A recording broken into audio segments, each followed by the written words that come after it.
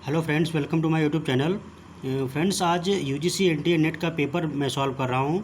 इस पेपर में first paper में जो क्वेश्चंस आए हुए हैं उनका सलूशन दे रहा हूँ।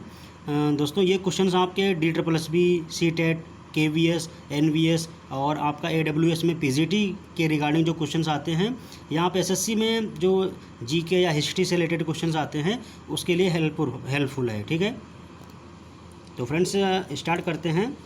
ये क्वेश्चन आपके टीचिंग एप्टीट्यूड से रिलेटेड हैं और हिस्ट्री से रिलेटेड हैं। ठीक है, करंट अफेयर ओरिएंटेड हैं, तो इनको आप वीडियो को पॉज करके नोट कर लेना और उसके बाद आप इनको रिवीजन जरूर कर लेना। ठीक है, तो दोस्तों इसमें जो न्यूमेरिकल पोर्शन जो है या आपका जो न्यूमेरिकल एबिलिटी के क्वेश्चन है उनको हम बाद में सॉल्व करते हैं। पहले आपको GS है, ICT है और आपका टीचिंग एप्टीट्यूड है, उससे रिलेटेड क्वेश्चन सॉल्व कर देते पहले हैं। ठीक है, फिर जो आपका न्यूमेरिकल बेस्ड क्वेश्चन है या पैराग्राफ ओरिएंटेड हैं उनको हम दूसरे सेपरेट वीडियो में सॉल्व करेंगे। ठीक है फ्रेंड्स, तो बात करते हैं, पहला क्वेश्चन देखते हैं दोस्तों। The process of copying files to a CD-ROM is known as. दोस्तों, CD फाइलों को, बहुत सारी फाइल्स को CD-ROM में कॉपी करने की जो प्रोसेस होती है उसको दोस्तों बर्निंग बोलते हैं। क्या बोलते हैं? बर्निंग। ठीक है, तो इसका दोस्तों ऑप्शन आपका पहला सही है, बर्निंग। ठीक है फ्रेंड्स, अगला दोस्तों जो होता है आपका डिजिटाइजिंग। तो आप जानते हो कि डिजिटल वैल्यू को एनालॉग वैल्यू में कन्वर्ट करना डिजिटाइजिंग कहलाता है। और दोस्तों जो जिपिंग है वो फाइल्स को एक फाइल में मर्ज करना। और रिपिंग दोस्तों क्या होता है? रिपिंग दोस्तों ऐसी प्रोसेस है जो CD-ROM से फाइल्स किसी और फोल्डर में या किसी और डिवाइस में कॉपी करना दोस्तों क्या कहलाता है? रिपिंग कहलाता है। क्लियर? तो दोस्तों बर्निंग क्या है? फाइल्स को CD-ROM में कॉपी करना और दोस्तों CD-ROM से किसी और फोल्डर में फाइल्स को कॉपी करना रिपिंग कहलाता है। ठीक है, अगला दोस्तों क्वेश्चन है, an unsolicited email messages send to many recipients at once is अ।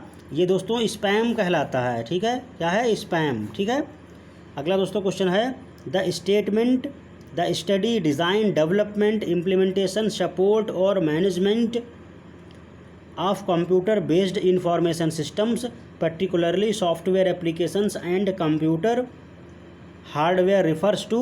दोस्तों इसको बोलते हैं ICT। इसको दोस्तों आपको ICT नहीं, इसको इंफॉर्मेशन टेक्नोलॉजी बोलते हैं दोस्तों।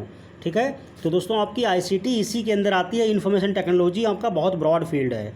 ठीक है, ICT आपका क्या है? सबसेट है IT का।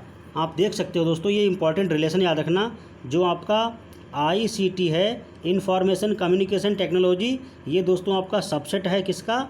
IT का। ठीक है, IT मीन्स इंफॉर्मेशन टेक्नोलॉजी। तो दोस्तों आपका इंफॉर्मेशन टेक्नोलॉजी बहुत ही ब्रॉड फील्ड है, उसके अंदर ICT आता है। ठीक है, अगला दोस्तों क्वेश्चन है, if the binary number equivalent to decimal number 48 is this. अगर दोस्तों 48 की बाइनरी नंबर ये है, ठीक है, तो दोस्तों आपसे पूछा जा रहा है, then the binary number equivalent to the decimal number 51 is given by. तो दोस्तों 51 की बाइनरी नंबर क्या होगी? तो दोस्तों इसको तो हम बहुत आसानी तरीके से जान सकते हैं। आपको मैंने नंबर कन्वर्जन नंबर सिस्टम में वीडियो बना रखा हूँ और डाल रखा मैंने है, उनको आप देख सकते हो। तो दोस्तों ये 1 हो जाएगा, ये 2 हो जाएगा। ठीक है, और ये आपका हो जाएगा 4 8 16 + 32। तो दोस्तों ये जो आपका पहला ऑप्शन है ये बाइनरी नंबर है किसका? 51 का। 51 जो आपका डेसिमल नंबर है उसका ये बाइनरी नंबर, आप इसको निकाल के देख लेना, बहुत ही ईजी है। ठीक है, जो मैंने पिछले वीडियोस में इसको बता रखा है कैसे निकालते हैं। ठीक है, तो वो वीडियो आप अच्छी तरीके से देख लोगे तो कोई भी क्वेश्चन आपका डेसिमल टू बाइनरी, बाइनरी से ऑक्टल, ऑक्टल से हेक्साडेसिमल, किसी भी नंबर सिस्टम का कोई क्वेश्चन आएगा आप अच्छे से कर ले जाओगे। ठीक है, अगला दोस्तों क्वेश्चन आता है, अगला क्वेश्चन आपका है,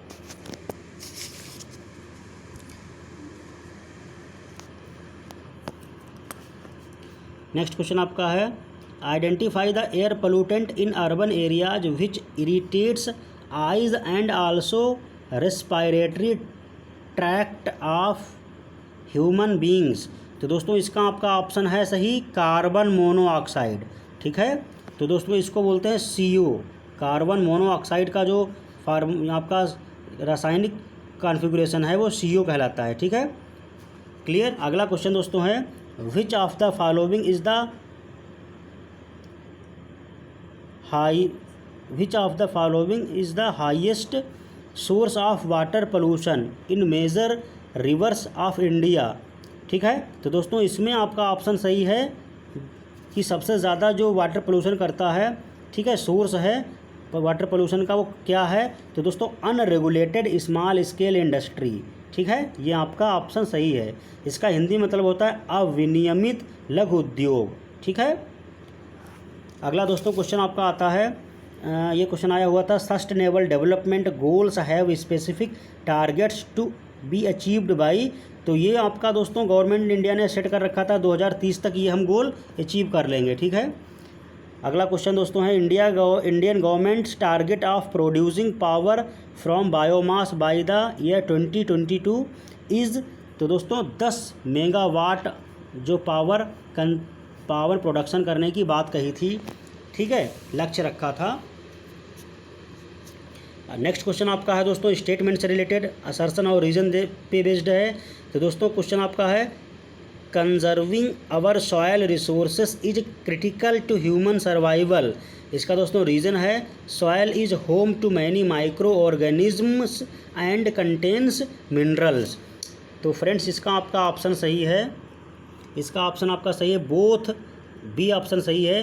both A and R are correct but R is not correct explanation of A. तो दोस्तों रीजन इसका करेक्ट नहीं है, असर्शन सही है। ठीक है, अगला क्वेश्चन आपका है, world meteorological organisms WMO objective has been to reduce the number of deaths due to hydrometeorological disasters over the decade 2010-2019 by with reference to the decade 1994 to 2003। तो दोस्तों इसमें आपका ऑप्शन सही है 75%। ठीक है, ऑप्शन नंबर सी। ठीक है, अगला दोस्तों क्वेश्चन है, fill in the blanks is a type of memory circuitry that holds the computer's startup routine। तो दोस्तों स्टार्टअप रूटीन का मतलब है जो बूटस्ट्रैप लोडर होता है या बेसिक जो आपका startup operating system in platform create करता है कंप्यूटर में, ताकि यूज़र प्रोग्राम्स अपने जो प्रोग्राम्स हैं उनको एग्जीक्यूट कर सके।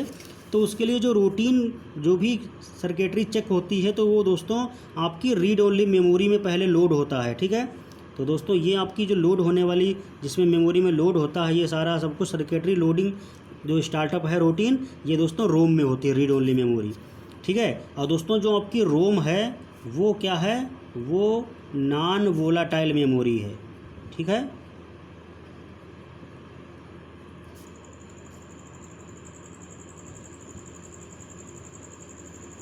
ठीक है, नॉन वोलाटाइल मेमोरी का मतलब दोस्तों क्या होता है, the ability of memory to hold data until power is become switch off. Means दोस्तों क्या है कि ये मेमोरी ऐसी मेमोरी होती है, वोलाटाइल मेमोरी वो मेमोरी होती हैं जो पावर ऑफ होने के बाद भी डेटा को होल्ड रखें। ठीक है, मतलब उसमें डेटा जो कंटेंट है वो लॉस ना हो।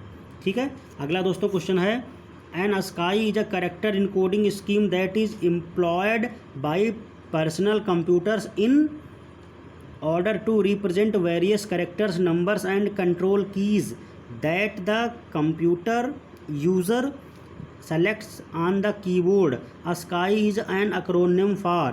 तो दोस्तों मैंने बता रखा है कि ASCII की फुल फॉर्म बहुत इंपॉर्टेंट है, ये दोस्तों कई बार कॉम्पिटिटिव एग्जाम में पूछी गई है। तो दोस्तों ASCII की फुल फॉर्म है American standards code for information interchange. तो दोस्तों आप यहाँ पे देख सकते हो ये फुल फॉर्म कई बार एग्जाम में पूछी गई है, बहुत इंपॉर्टेंट। इसको दोस्तों प्रैक्टिस भी कर लेना लिख के, ठीक है, ताकि कन्फ्यूज़न ना हो कोई। ठीक है, तो ASCII का मतलब है American standards code for information interchange. ठीक है फ्रेंड्स, अगला क्वेश्चन आपका है, the national judicial appointments commission NJAC has been declared unconstitutional by supreme court of India. तो दोस्तों इसमें आपका ऑप्शन है A, supreme court of India. ठीक है,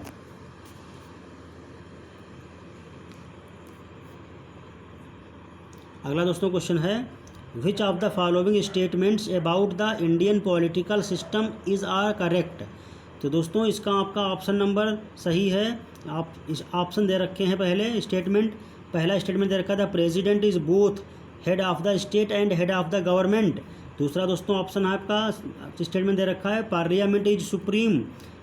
थर्ड ऑप्शन दे रखा है स्टेटमेंट है the supreme court is the guardian of the constitution. Next है the directive principles of state policy are justiciable. तो दोस्तों इसमें से जो करेक्ट आंसर है वो कोड आपको सेलेक्ट करना है। तो दोस्तों इसमें केवल आपका सही जो ऑप्शन है वो फोर्थ है, फोर्थ केवल ऑप्शन सही है। क्या दोस्तों? The directive principles of state policy are justiciable. ठीक है, जो दोस्तों आपके DCSP हैं, DPSP, ये आपकी क्या हैं? जस्टिसिएबल हैं।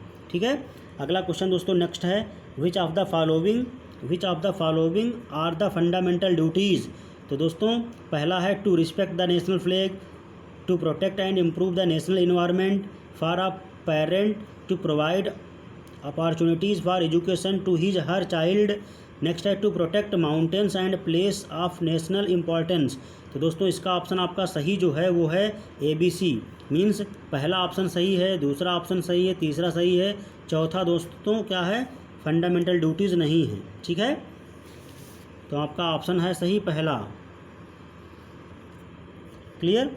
तो अगला दोस्तों क्वेश्चन आता है which of the following statements are correct in respect to NITI Aayog. तो दोस्तों नीति आयोग क्या है? ऑप्शन स्टेटमेंट 1 दे रखा है it is a constitutional body. दूसरा दोस्तों ऑप्शन दे रखा है it is a statutory body. तीसरा है it is neither a constitutional body nor statutory body. ठीक है, डी आपका दे रखा है स्टेटमेंट है it is a think tank, it is a think tank. ठीक है, तो दोस्तों थिंक टैंक का मतलब होता है यह एक चिंतन कोष। ठीक है, चिंतन कोष। तो दोस्तों आपको इसमें ऑप्शन सेलेक्ट करने हैं। तो इसमें ऑप्शन सही है दोस्तों आपका, इसमें आपका जो सही है वो ऑप्शन वो है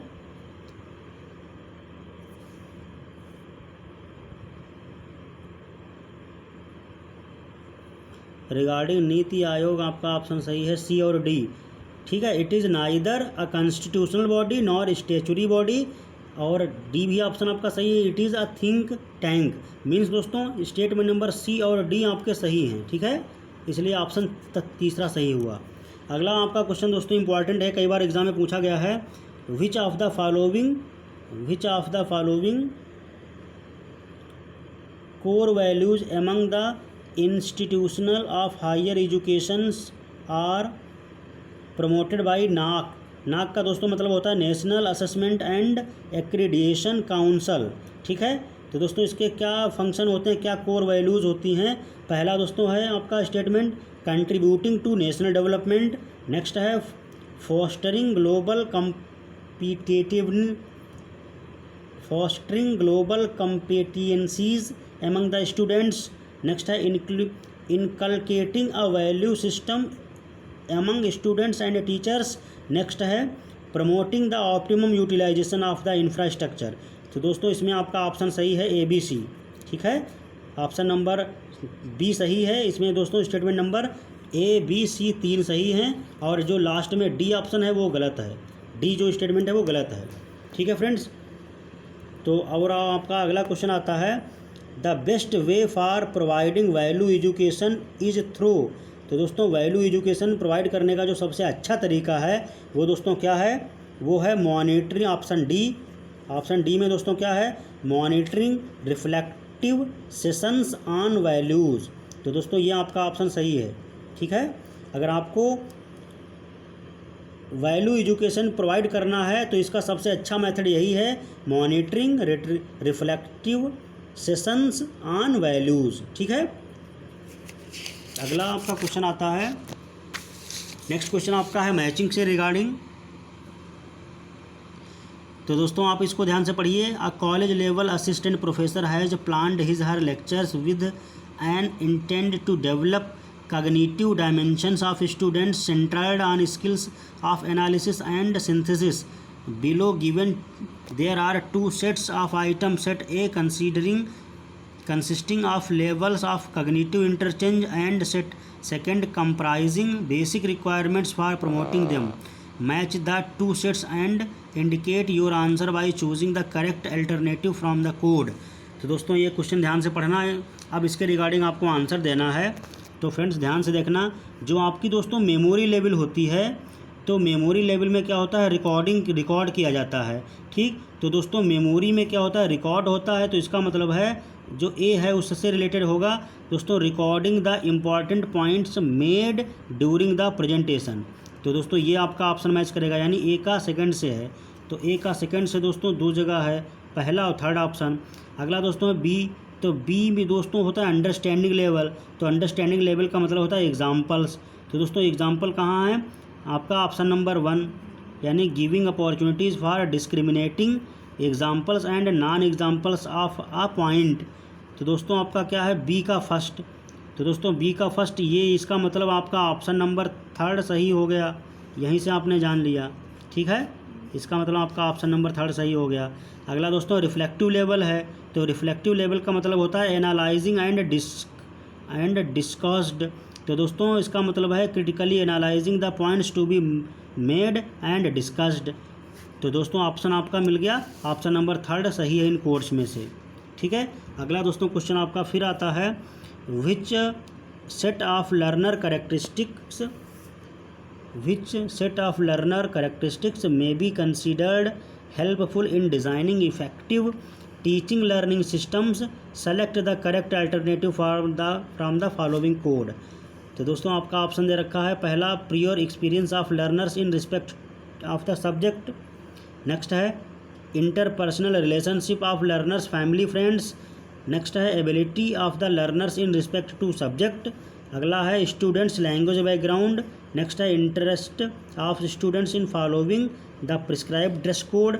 नेक्स्ट है motivational orientation of the student.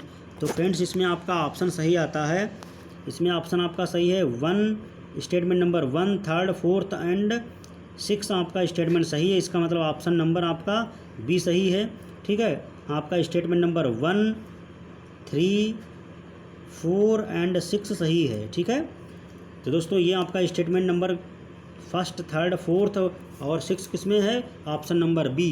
तो इसका मतलब ऑप्शन बी आपका करेक्ट है। क्लियर।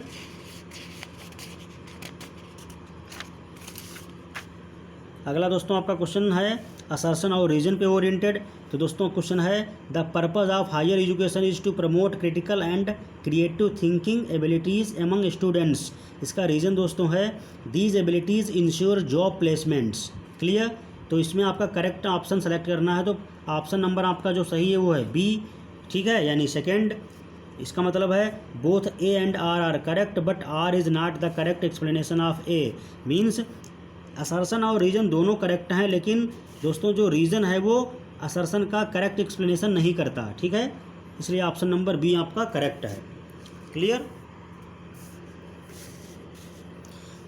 अगला फ्रेंड्स आपका क्वेश्चन है मैचिंग पे based. Match the following items from set A and set B with respect to evaluation system. ठीक है, तो दोस्तों फॉर्मेटिंग जो इवैल्यूएशन होता है उसमें दोस्तों डिस्कशंस किए जाते हैं। ठीक है, क्लियर।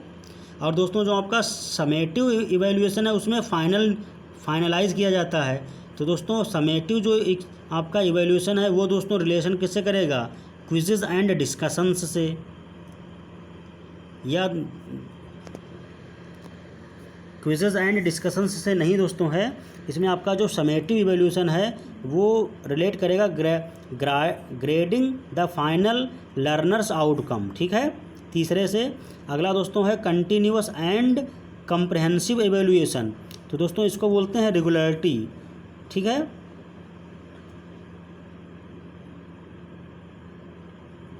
क्लियर। तो दोस्तों इसका रिलेशन है पहले वाले से, कंटिन्यूअस एंड, कंटिन्यूअस का मतलब दोस्तों क्या होता है, रेगुलर। तो कंटिन्यूअस एंड कंप्रहेंसिव इवैल्यूएशन का दोस्तों जो रिलेशन है वो evaluating cognitive and cognitive aspects with regularity. ठीक है, अगला फ्रेंड्स क्वेश्चन आपका जो अब बचा हुआ है मैचिंग, वो है norm and criteria referenced test. तो दोस्तों ये रिलेट करता है आपका सेकेंड से, tests and their interpretations based on a group and certain yardsticks. ठीक है, तो दोस्तों ऑप्शन आपका फाइनली कौन सही हुआ, इसका मतलब 1 का 4 से रिलेशन है। 1 का दोस्तों रिलेशन है 4 से, यानी डिस्कशंस मतलब क्या है, क्विजेज एंड डिस्कशंस। ठीक है, और बी का दोस्तों थर्ड है, बी का थर्ड से रिलेशन था, तो इसका मतलब आपका ऑप्शन नंबर 1 सही हो गया। ठीक है, ए का फोर्थ से, बी का थर्ड से, सी का फर्स्ट से, डी का सेकंड से, इसलिए ऑप्शन नंबर 1 सही हो गया। अगला फ्रेंड्स क्वेश्चन है select the alternative with consist positive factors contributing the effective teaching. तो दोस्तों इसमें आपका सही है teachers knowledge of the subject, teachers socio econo, ये दोस्तों बात गलत है। Communication skills of the teacher सही है। Teachers ability to please the student, ये फॉल्स है। Teachers personal contact with student, ये भी फॉल्स है। Teachers competence in managing and monitoring the classroom, ये दोस्तों सही है। तो इसमें ऑप्शन सही कौन सा हुआ, ACF। तो दोस्तों आपका ऑप्शन नंबर डी सही हो गया। ठीक है, ACF आपके स्टेटमेंट सही हैं। अगला क्वेश्चन दोस्तों है the use of teaching ads is justified on the ground of, option number दोस्तों 4 सही है, effective engagement of students in learning task. ठीक है, स्टूडेंट्स को कितना अच्छी तरीके से यहाँ इंगेजमेंट किया जाता है, कितने अच्छी तरीके से लर्निंग में इंगेजमेंट किया जाए, ये दोस्तों क्या है, टीचिंग का इफेक्टिवनेस है, या जो एड्स टीचिंग एड्स यूज़ किए जाते हैं उनका रोल है। ठीक है फ्रेंड्स, तो अगला आपका क्वेश्चन है, अगला क्वेश्चन फ्रेंड्स है the format of thesis writing is the same as in. तो इसमें दोस्तों आपका ऑप्शन है अ रिसर्च डिजर्टेशन। ठीक है, ऑप्शन नंबर 3 सही है, रिसर्च डिजर्टेशन। नेक्स्ट क्वेश्चन है in qualitative research paradigm which of the following features may be considered critical. तो दोस्तों इसका आपका 4th ऑप्शन सही है, data gathering to take place with top down systematic evidence. ठीक है, ऑप्शन नंबर डी सही है।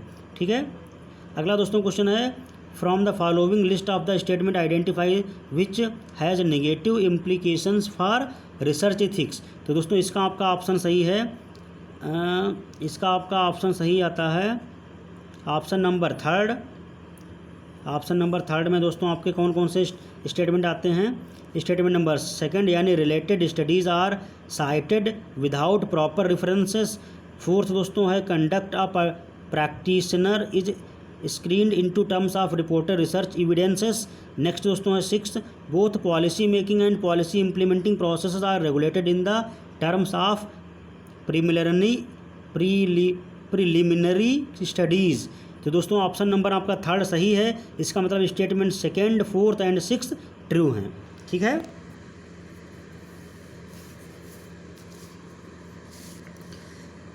तो दोस्तों आप देख रहे हो रिसर्च से रिलेटेड और टीचिंग एप्टीट्यूड से कितना ज़्यादा क्वेश्चन यूजीसी नेट के पेपर नंबर 1 में पूछा जाता है। इसी तरीके से दोस्तों सीटेट में बहुत ज़्यादा क्वेश्चन पूछे जाते हैं। अगला दोस्तों क्वेश्चन है, बहुत लेंदी दे रखा है, in a research on the effect of child rearing practices on stress proneness of children in competing school projects, the hypothesis formulated is that children rearing practices do influence stress proneness. At the data analysis stage, a null hypothesis is advanced to find out the tenability of research hypothesis on the basis of evidence available. The null hypothesis is rejected at 0.01 level of significance, which decision may be warranted in respect of the research hypothesis. तो दोस्तों ये question research hypothesis आपसे यहाँ पर पूछा गया है, important दोस्तों है, क्वेश्चन पूछे जाते हैं रिसर्च से रिलेटेड। तो इसका ऑप्शन आपका दोस्तों सही है B, the research hypothesis will be accepted. तो दोस्तों research hypothesis will be accepted, ये आपका ऑप्शन सही है, ऑप्शन नंबर 2। ठीक है फ्रेंड्स, ऑप्शन नंबर 2 यानी ऑप्शन नंबर बी सही है। ठीक है, अगला क्वेश्चन है, a researcher intends to explore the effect of possible factors for the organisation of effective mid day meal interventions, which research method will be most appropriate for study. तो दोस्तों इसका आपका ऑप्शन सही है एक्सपेरिमेंटल मेथड। ठीक है, इसका आपका ऑप्शन सही है एक्सपेरिमेंटल मेथड। ठीक है, क्लियर दोस्तों। अगला क्वेश्चन आपका आता है, which of the following is an initial mandatory requirement for pursuing research. तो दोस्तों रिसर्च में परसुइंग करने के लिए जब सबसे जो जरूरी मैंडेटरी चीज़ है वो क्या है, फार्मुलेटिंग अ रिसर्च क्वेश्चन। तो दोस्तों सबसे पहले रिसर्च क्वेश्चन बना लेना, रिसर्च क्वेश्चन फाइंड आउट करना रिसर्च का सबसे पहला मैंडेटरी स्टेप है। ठीक है, तो दोस्तों अगला बात करते हैं, अगले क्वेश्चन आपके हैं पैराग्राफ से रिलेटेड। ठीक है, वो आप अगले सेपरेट वीडियो में बनाते हैं। अगला क्वेश्चन दोस्तों आता है आपका टीचिंग एप्टीट्यूड से कम्युनिकेशन से रिलेटेड, ठीक है। तो इसमें दोस्तों आता है what are the barriers of effective communication. तो दोस्तों बैरियर इसमें कम्युनिकेशन का क्या है, use of simple words, cool reaction and defensive attitude. तो दोस्तों ऑप्शन नंबर आपका 3 सही है, ठीक है। नेक्स्ट क्वेश्चन है the choice of communication partners is influenced by the factor of. इसका दोस्तों ऑप्शन आपका सही है प्रॉक्सिमिटी, यूटिलिटी, लोनलीनेस, ठीक है। तो ऑप्शन नंबर ए सही है, ठीक है। अगला क्वेश्चन है as a teacher select the best option to ensure your effective presence in the classroom. तो दोस्तों इसका आपका ऑप्शन सही है, ऑप्शन नंबर 3 यानी adoption of well established posture, ठीक है। तो ये आपका ऑप्शन सही है। नेक्स्ट क्वेश्चन है every communicator has to experience anticipatory excitement, ठीक है। तो ऑप्शन बी सही इसका है। अगला क्वेश्चन दोस्तों है imagine you are working in an educational institute where people are equal status, which method of communication is best suited for the normally employed in such a context. तो दोस्तों जो बराबर लेवल के लोगों के बीच में कम्युनिकेशन होता है तो उससे बोलते हैं हॉरिजॉन्टल कम्युनिकेशन, ठीक है। जैसे कम्युनिकेशन बिटवीन मैनेजर्स, ठीक है। दोस्तों अगर सेम डिपार्टमेंट के बीच में कम्युनिकेशन होता है तो वहाँ पे हॉरिजॉन्टल कम्युनिकेशन बोलते हैं। वर्टिकल कम्युनिकेशन का मतलब है लोअर डिपार्टमेंट के लोग अपर डिपार्टमेंट से कम्युनिकेट करें, ठीक है। तो दोस्तों जैसे आपके जो चीफ मिनिस्टर्स हैं वो प्रधानमंत्री से बात कम्युनिकेट करें, ठीक है। तो प्रधानमंत्री टॉप लेवल पे है और चीफ मिनिस्टर्स थोड़ा उससे नीचे लेवल पे हैं, ठीक है। तो इस प्रकार का कम्युनिकेशन वर्टिकल कहलाता है। और कारपोरेट कम्युनिकेशन दोस्तों जो कम्युनिकेशन कारपोरेट लेवल पे हो। क्रॉस कम्युनिकेशन का मतलब है एक डिपार्टमेंट की जो फैकल्टीज़ है वो दूसरे डिपार्टमेंट के एचओडी से बात करें, दूसरे डिपार्टमेंट के जो फैकल्टी हैं वो दूसरे नेक्स्ट डिपार्टमेंट के एचओडी से बात करें। तो ये दोस्तों आपका क्रॉस कम्युनिकेशन हो गया, ठीक है, क्लियर। तो दोस्तों ये बराबर लेवल के जो बात करते हैं लोग तो वो हॉरिजॉन्टल कम्युनिकेशन होता है, ठीक है। Identify the impact element a teacher has to take organise of the while addressing students in a classroom. तो दोस्तों इसका आपका करेक्ट आंसर है वॉइस मॉड्यूलेशन। तो दोस्तों वॉइस जो आपकी है वो मॉड्यूलेट सही होना चाहिए क्लासरूम में एड्रेसिंग करते समय, क्लासरूम को जब एड्रेस किया जा रहा है, ठीक है।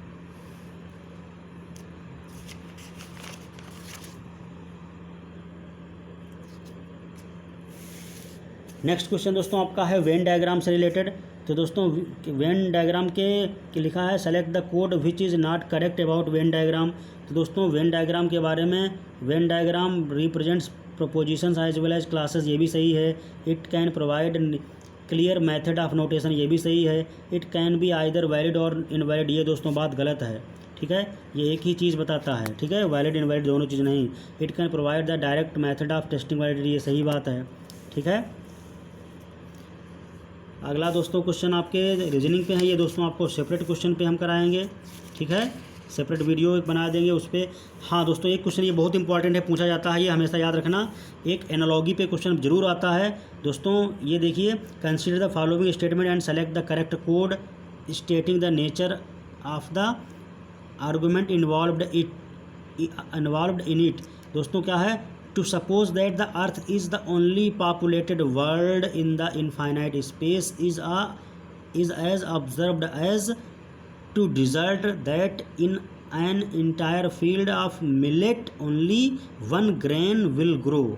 तो दोस्तों इसका जो ये जो आपका ऑप्शन है, ये जो स्टेटमेंट्स हैं ये किस प्रकार के हैं, ये दोस्तों एनालॉगी हैं, ठीक है, एनालॉजिकल, ठीक है। एनालॉजिकल का मतलब दोस्तों होता है सादृश्यात्मक, ठीक है, ना तो दोस्तों ये एस्ट्रोनोमोलॉजिकल हैं, डिटेक्टिव भी नहीं है, एंट्रोपोलॉजिकल भी नहीं है, क्या है, एनालॉजिकल हैं फ्रेंड्स, ठीक है। तो दोस्तों आई होप आपको ये क्वेश्चन समझ में आए होंगे। दोस्तों मैंने आपको सिंपल वे में कम समय में आपको यूजीसी नेट के जो paper important GS, history, ICT, people and environment, ठीक है, इससे रिलेटेड जो भी क्वेश्चंस थे दोस्तों मैंने आपको बता दिए। दोस्तों रीजनिंग के क्वेश्चन और जो न्यूमेरिकल एबिलिटी के क्वेश्चन आते हैं 5-6 क्वेश्चन ये आते हैं, 5-6 आपके न्यूमेरिकल एबिलिटी से आते हैं। तो दोस्तों वो क्वेश्चन आपको सेपरेट वीडियो में बना देंगे हम तब तक। और ये टीचिंग एप्टीट्यूड और जो भी मैंने आपको वीडियो जो भी कंटेंट बताया दोस्तों आशा करता हूँ आपको अच्छा लगा होगा। दोस्तों अगर वीडियो अच्छा लगा तो वीडियो को लाइक कीजिए, फ्रेंड्स को शेयर कीजिए। और दोस्तों अगर जो न्यू यूज़र अगर आप नई पहली बार वीडियो देख रहे हैं तो दोस्तों चैनल को सब्सक्राइब कर देना और बेल आइकन को जरूर प्रेस कर देना ताकि जब भी मैं कोई नया वीडियो अपलोड करूं तो आपको इन्फॉर्मेशन पता चल जाए, ठीक है। तो दोस्तों इसी तरीके से जुड़े रहिए चैनल के साथ, या वीडियो देखते रहिए और वीडियो को पॉज करके नोट्स जरूर बनाते रहिए और उसको रिवाइज करते रहिए। आप दोस्तों देखिएगा कि आपकी जो भी कॉम्पिटिटिव एग्ज़ाम की प्रिपरेशन कर रहे हो उसके लिए आपके बहुत हेल्पफुल होगा। ठीक है, तो दोस्तों मिलते हैं तब तक के लिए नए वीडियो के साथ। तब तक के लिए थैंक यू।